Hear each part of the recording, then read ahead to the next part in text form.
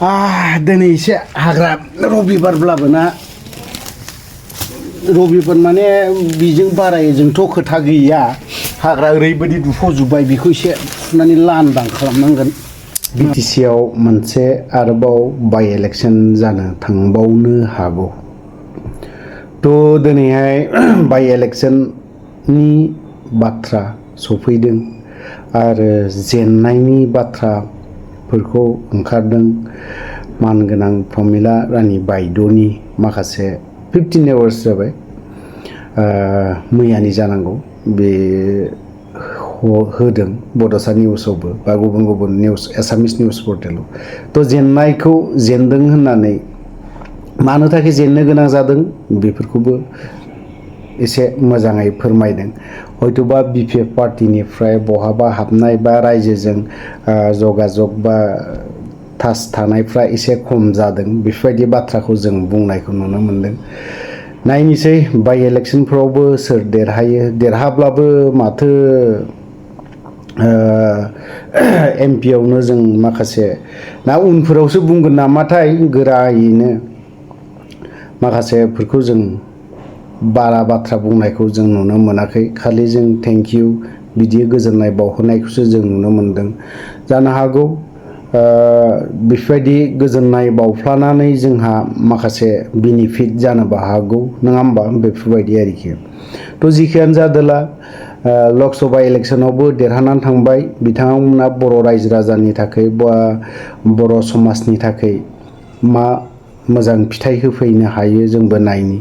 थांनाय बारफोरावबोथ' जों गोबां बाथ्राखौ बुंनायखौ नुलांदों बा गिदिर गिदिर बाथ्रा सोरबा सोरबाया दिनै हगारनानै हो आसामखौ नर्थ इस्टखौ हगारनानै हो बिदिब्ला बेफोरबायदि बाथ्राजों सोरबा सोरबा दिनैहाय गोबां बाथ्रा बुंलांदों। नाथाय जों बर' जाथि हिसाबै मा मोनफैखो आरो मा मोनखो जों बेफोरबायदि लक सभाफ्राव सौहैनानै बा मोजां बाथ्रा बुङाबा गिदिर गिदिर बाथ्रा बुङाबा जों आरो 10 बोसोराव जोंहा जाय नैबे बिथां MP हिराचरनिया थांनायावथ' जेबो जाखायाखै जों बर'आ खहा जादों। बेफोरो गासिबो गावबागाव दैदेनगिरिफ्रा पावार आरो गासिबो माबाखौ लुबैनानै गाद्दिखौ लुबैनानैनो गावबा गावनि गोरोन्थियावनो बेफोरो खहाखौ लाबोनो गोनां जादों। जेब्ला जों एज ए जाथि हिसाबै ना सोरबा हिराचरनिया थांगोनफोरबायदि नुयोब्ला थाबैनो जों सिटफोरखौ बा दे जों नोंसोरबो बर' जोंबो बर' बेफोरबायदि हगारलायनानै होयोब्ला बा मोजां जायो। नङाब्ला बेफोरबायदिजों जोंनि जाथि हिसाबै बा जों बै समावहाय जेब्ला आबसु आरो PTC आन्दलन जादोंमोन बै समावहाय जों जेब्ला उन्दै अब्लानि समाव पुलिसफोरा खाखि ड्रेस गाननानै हाफ पेन्ट गाननानै फैनाय खाखि ड्रेस नुब्लानो जों बर'फ्रा खारनो गोनां जायोमोन। बेफोरबायदि समा लास्टाव जोंनाव सफैगासिनोबो दङ। लासै लासै बर' लेंगुवेज बर' रावाबो गोमालांगोन। लासै लासै जोंहाथ' बर' जाथि हिसाबै स्क्रिप्ट गैखाया। गुबुन गुबुन स्टेटआव मालाय स्क्रिप्ट दङ। जों बर' जाथि हिसाबै स्क्रिप्टबो गैखाया। आं बेखिनि बाथ्राखौ बुंगोन। मानो होनना बुङोबा स्क्रिप्ट दङब्लाबो जोंहा बर' जाथिफ्रा खोमानानै लादों। बै समनि आबै आबौनि समावनो गोदो गोदायनि समावनो जों स्क्रिप्टखौ खोमानानै लादों। रावा जे बोरै जे भाग्य मतन एसे थालांखो बर' रावा बे आरोखि। स्क्रिप्ट हिसाबै जोंहा जाथि हिसाबै जेबो गैया। जों थांना थानोब्ला जों पलिटिसियानफ्राबो बेखिनि बाथ्राखौ सिन्था खालामनांगोन बे आरोखि। थ' जेखियानो जाया मानो जों प्रमिला बायद'नि माखासे बिबुंथि ना बेखौ एसे खोनासंनानैबो लानि।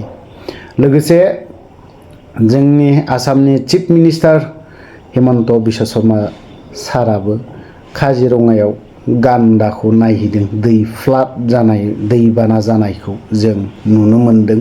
हिमन्त बिश्व शर्मानि फेसबुक पेजाव हाबनानै नाय नोंथांमोना दैलिनो बिथांनि आपडेटखौ नुबाय थागोन।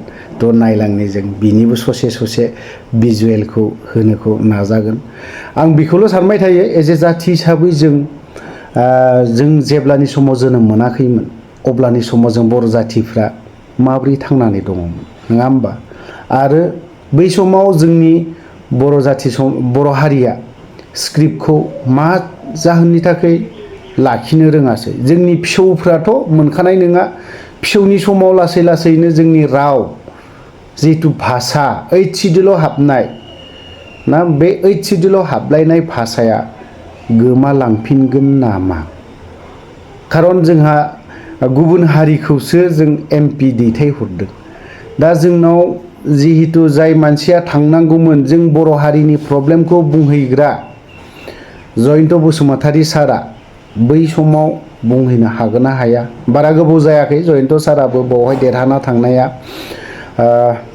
उइदिन 3 मान्थ बा 4 मान्थ बेफोरबायदि लोगोसे फ्लाड बाना दैबाना जालायबाय बावहाय गिदिंनानैनो बा नायनानैनो गिदिंनानैनो बिथांमोना सम गैया बे हारिनि अलखदनि बाथ्राफोरखौ बुंहैनो थाखाय माब्लाबा माब्लाबा गिनाय फैयो रावा गोमालांसिगोन नामा जि हाराव दानि जेनेरेशनफोरा जाय सोदोब जाय लेंगुवेज जाय माबाफोर रावफोरखौ बुंनांगौ बेफोरबायदि रावखौ जों बुंनायखौ नुनो मोना जोनोम जानाय लगे लगेनो बुहुमाव फैनाय लगे लगेनो बै खुदियाफ्रा मा हिन्दी रावल' रायलायो जोंनि बर' बिमानि राव बिदि रायलायनायखौ गोबांखौनो खम खोनायो माब्लाबा नोङो साहा दखान गय दखान बेफोराव जिरायनानै था दान्दिसे बर' लाइमोनफोरखौ बर' सेंग्राफोरखौ बा दानि जेनेरेशन गथ'फोरा मा रायलायगोन हिन्दी लेंगुवेज बर' रावखौ रायलायनो गावजों गाव होनबा जोङो बर' रावा गोमानो थाखाय मा बेसे बोसोर नांबावगौ साननो गोनां जानानै फैदों गुबुना मा सानो साना दिनै गामि ओनसोलावसो जोंनि बर' हारि गथ'फ्रा गामि ओनसोलावबो गोबां खम जों नुनो मोनो बर' राव रायज्लायनायखौ गावनि फिसाफोरखौ जों जि समाव हिन्दी रायज्लायनांगौमोन बे समाव जों हिन्दी भाषा थबसेबो रोङामोन अब्लानि समाव जों गावनि बर' बिमानि रावखौनो जों रायज्लायोमोन दानि गथ'फोर ना होमबा बेफोरखौ नायनानैसो आङो बै बाथ्राखौ बुंनाय जादों जिहेतु जोंहा बर'फ्रा स्क्रिप्ट गैया आरो स्क्रिप्ट दङब्ला खोन्थानानै हो बबे मोनसेया जोंनि बर'नि स्क्रिप्ट गोबां गोलाव बाथ्रा बुंबाय दान्दिसे हिमन्त बिश्व शर्मा सारनि काजिरंगायावहाय जिहेतु हाबहैनाय बेखौ एसे नायना लानि सनটো बेলেग ধৰণৰ হয় কেতিয়াবা মানে পিছলি খাব লাগে কেতিয়াবা আমি মানে জিকি যাব পাৰোঁ গতিকে আমাৰ হয়তো ৰাইজৰ মাজত যোৱাটো কম হৈছে কিন্তু ৰাইজৰ ফালৰ পৰা যিটো আমাৰ ফালেদি যিখিনি সমৰ্থন সেই সমৰ্থনটো ভালেই আছিলে কিন্তু আমি সময় থাকোঁতে ৰাইজৰ মাজলৈ আমি যাব পৰা নাই যাৰ কাৰণে আমি পৰাজয়টো আমি গ্ৰহণ কৰিব লগাত পৰিছোঁ আমি ছাৰ ৰাস্তালৈকে ছাৰ আহিব ৰাস্তাত ৰাখোঁ ছাৰ ৰাস্তাত থাকে ছাৰ ইফালে গ'লে ছাৰ অলপ সুবিধা হয়